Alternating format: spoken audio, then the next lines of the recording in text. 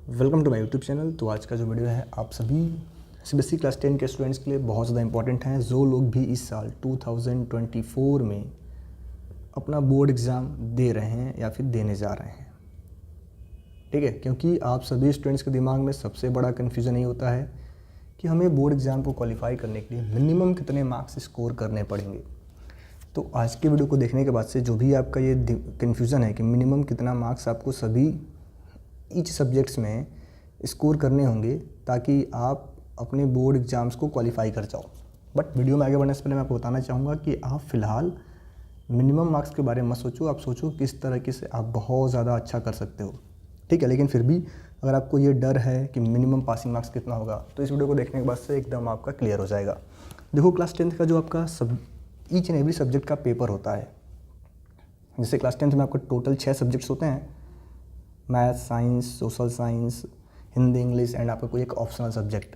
तो total 6 subjects होते हैं। तो हर एक सब्जेक्ट के लिए आपको टोटल 100 मार्क्स 100 मार्क्स दिया जाता है आपके फाइनल रिजल्ट में, 100 मार्क्स। ठीक है, लेकिन इन 100 मार्क्स का डिस्ट्रीब्यूशन दो तरीके से होता है। एक आपका होता है 80 मार्क्स का written question paper, written paper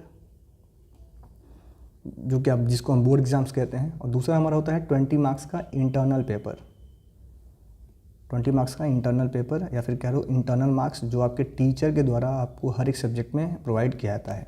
और ये रिटन क्वेश्चन पेपर आप खुद जाके पेपर देते हो और उसके अकॉर्डिंग आपको मार्क्स दिए जाते हैं।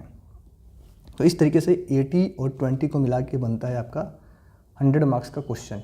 100 मार्क्स का कह लो, एक हर सब्जेक्ट का आपको 100 मार्क्स आपके लिए अलॉट किए जाते हैं।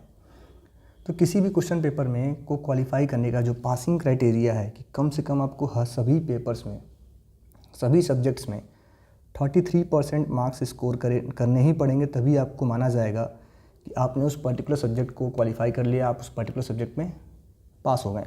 ठीक है, तो सभी सब्जेक्ट का यही क्राइटेरिया है। इसमें इंग्लिश आपका कंपलसरी है कि इंग्लिश में आपको क्वालिफाई करना ही करना है। अगर आप इंग्लिश को क्वालिफाई नहीं कर पाते हो तो आपका कह लो कॉपी ही आगे प्रोसीड नहीं होगी, आपका रिज़ल्ट आगे बनेगा ही नहीं।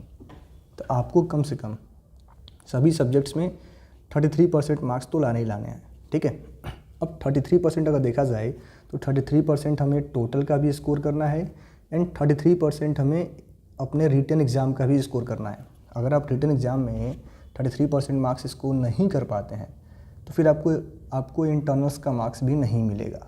ठीक है, तो आपको कम से कम 33% मार्क्स लाने ही लाने हैं। देखो, वैसे तो हमें इंटरनल में भी 33% स्कोर करना होता है, बट स्कूल अपने तरफ से ज़्यादातर केस में इंटरनल मार्क्स आपको अच्छा ही प्रोवाइड करता है। ठीक है, तो देखो, अगर 80 का 33% हम कैलकुलेट करें तो जो 80 का 33% बनता है, 80 का अगर हम 33% कैलकुलेट करें तो ये आपका बनता है 26.4 मार्क्स। यानी आपको अपने सब्जेक्ट्स में क्वालिफाई करने के लिए आपको कम से कम 27 मार्क्स तो स्कोर करने ही पड़ेंगे अपने रिटन एग्ज़ाम में। अगर आप रिटन एग्ज़ाम में 27 मार्क्स से कम मार्क्स स्कोर करते हो तो आप ऐसा मान लो कि आप इस पर्टिकुलर सब्जेक्ट में फ़ेल माने जाएंगे। तो आपको याद रखना है कि कम से कम कितना मार्क्स आपका आना चाहिए आपके रिटन क्वेश्चन पेपर में, 27 मार्क्स। तो आप इसके अकॉर्डिंग अपनी प्रिपरेशन करें ताकि जब आपका एग्ज़ाम हो, आप जो जिस भी सब्जेक्ट का एग्ज़ाम दे रहे हो उसमें कम से कम आपके 27 मार्क्स तो पक्के ही आ जाएं। एंड टोटल आपको कितना आना चाहिए, 33 marks each and every subject का। तो यह आपका सीबीएसई क्लास 10 2024 का कह लो पासिंग क्राइटेरिया है। अगर आप इससे कम मार्क्स स्कोर करेंगे तो ऐसा माना जाएगा कि आपने एग्ज़ाम को क्वालिफाई नहीं किया, आप फेल हो गए हैं। ठीक है, तो यही सही बात है कि आपको एग्ज़ाम में क्वालिफाई करने के लिए, सीबीएसई के एग्ज़ाम्स में क्वालिफाई करने के लिए कम से कम 27 मार्क्स तो 100% लाने ही पड़ेंगे। तो अगर ये वीडियो आप सभी को अच्छा लगा है तो अपने दोस्तों के साथ शेयर करें। Thank you.